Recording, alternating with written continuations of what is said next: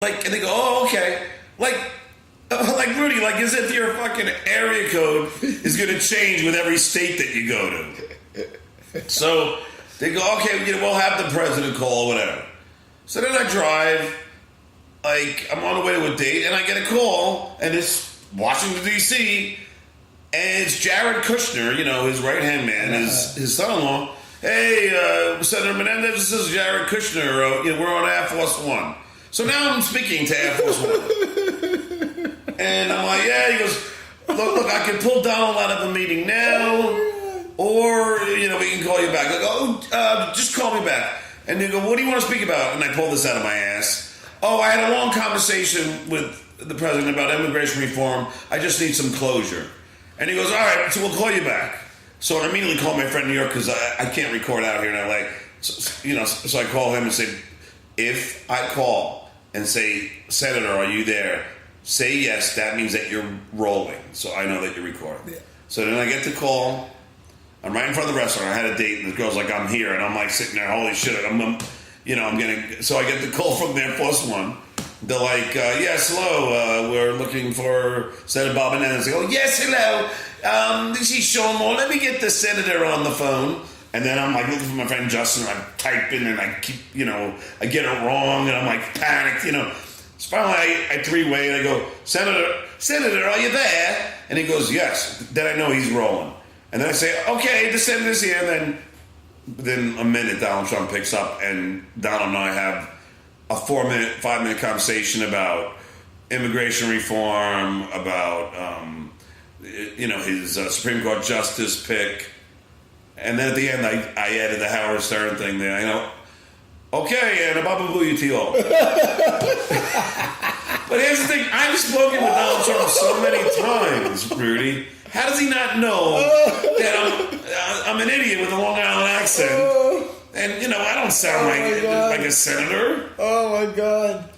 So, that's precious. Yeah, and then the first day we couldn't get, we would be my producer / manager were like, we couldn't get any news network to pick it up. Nobody would believe it. And it took like a day, and I called my friend at the Daily Mirror, and then he did a story, although he called it a hoax, but then Politico picked it up and said, White House is scrambling, after my podcast, because we aired on my podcast, to figure out how the hell this happened. and then CNN gets in this. CNN's thing is White House admits to being pranked. And, that was it. And then every news network picked it up. In Denmark, Japan, England, everywhere. Everybody picked it up. No, I've seen it on Twitter all over the place. Yeah. It's just awesome. Yeah. So it's nice that, and because of that, like I was telling you upstairs, is I just signed a production deal for a TV show. Fantastic. Yeah, with a really reputable production company. They do a lot of shows. It's about freaking time, man. Because you're so talented. Oh, thanks. Really, I'm a huge fan. Yeah, really thank you. Not just because... As I am of yours. Well, but, not just because of your talent, but also your journey, how you've been able to overcome things. And now that we're having this conversation, you're revealing to me that there's a spiritual thread that runs through everything. Oh, yeah. It's all the universe, Yeah.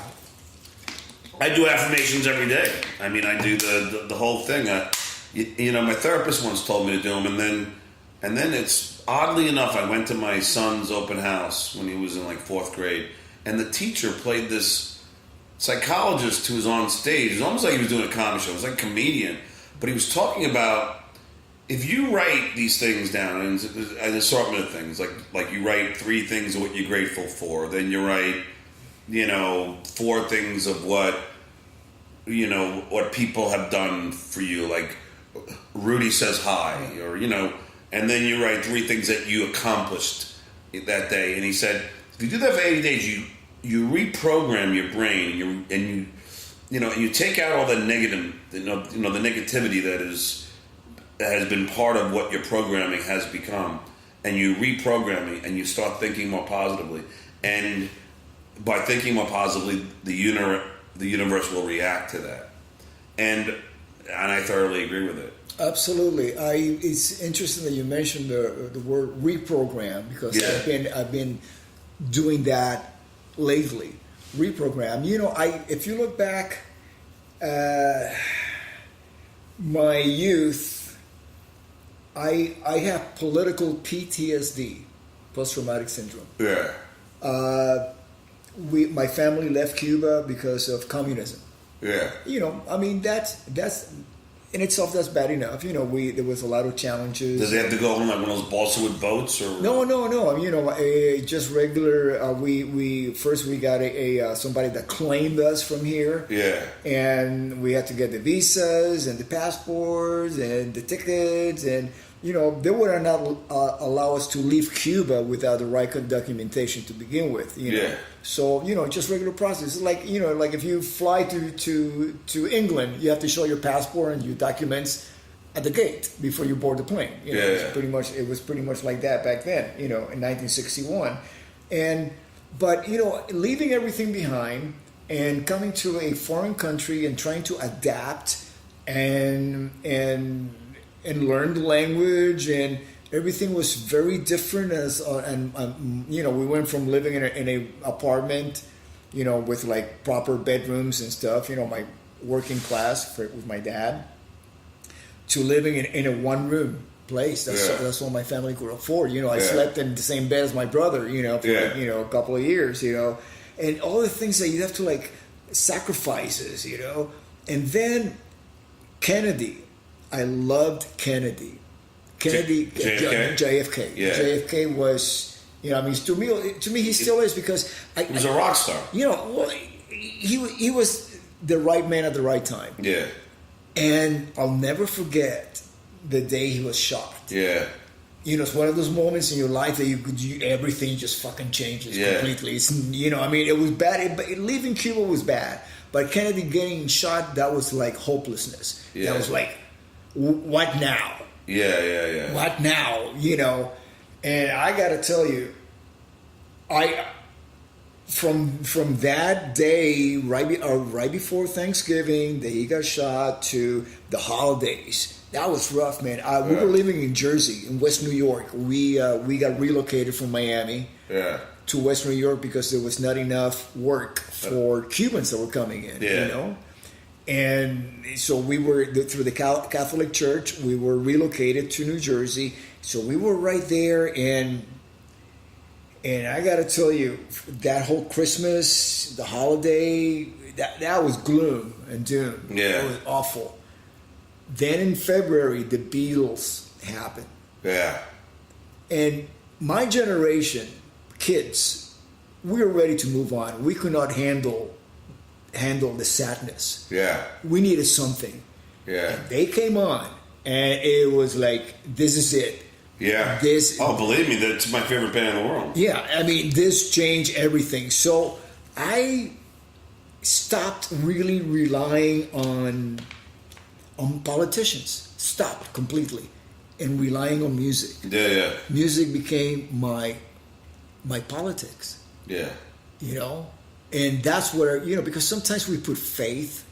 Sometimes we put more faith in politicians than we do in actually, religious figures. Yeah. Because they're so accessible. You can go to like if the mayor, let's say locally, the mayor or somebody is doing a meeting, it's right there. You know what I mean? Whereas like religious figures, they're kind of like they're a little bit more removed from the masses. Except for the Pope, who goes out on the balcony every week. But music became my.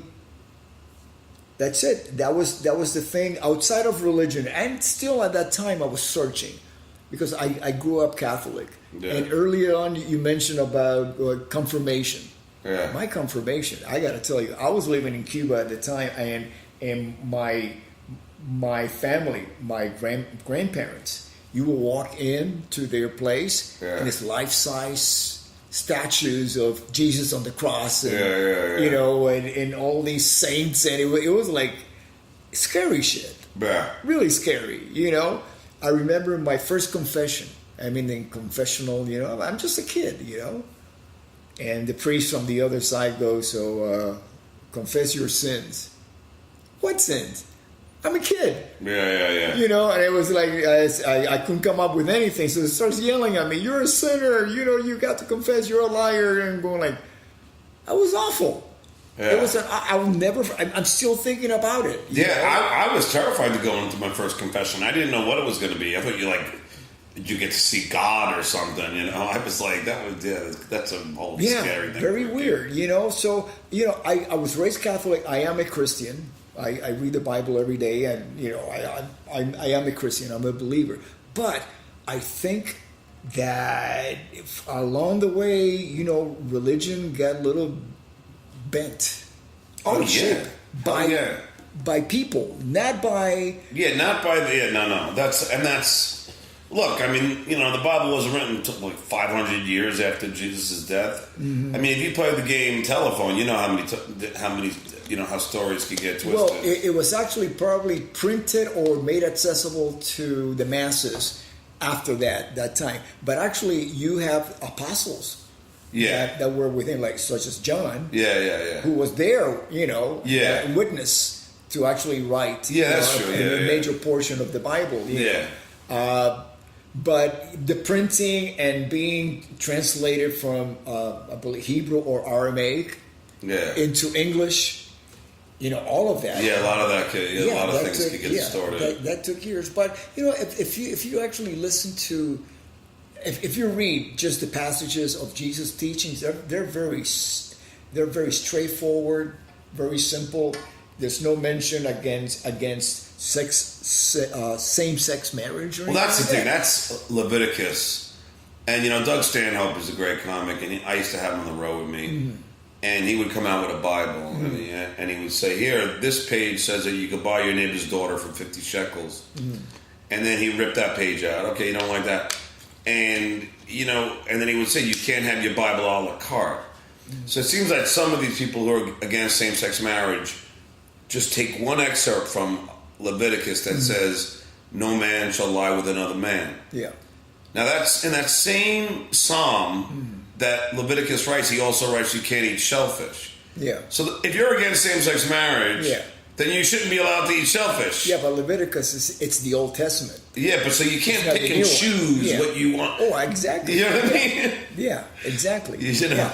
But talking about the New Testament, which is it's the Christian version of the Bible, and I've read both. Yeah, I started out reading the Old and the New, and so on.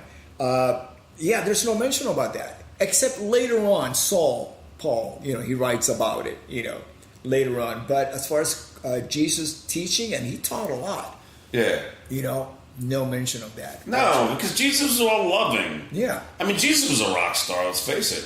I mean, my favorite musical is Jesus Christ Superstar. I mean, what a beautiful piece of music. Yeah, I mean, really, it's like by far my favorite musical, Absolutely.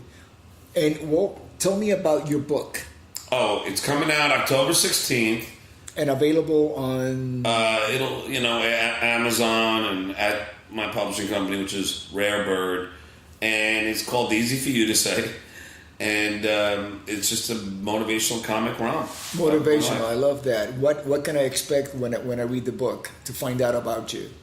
What you're going to see, about my childhood and how all this, came to be, and my determination and, and my perseverance and just all the crazy, wacky things that I've lived through from Howard to Jay and still going forward, but also all the amazing friendships I had.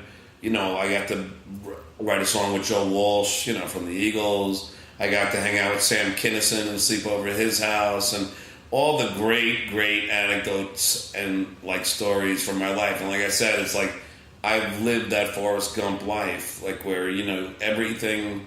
I've done so many great things. Just I got to tour the country. I got to star in movies.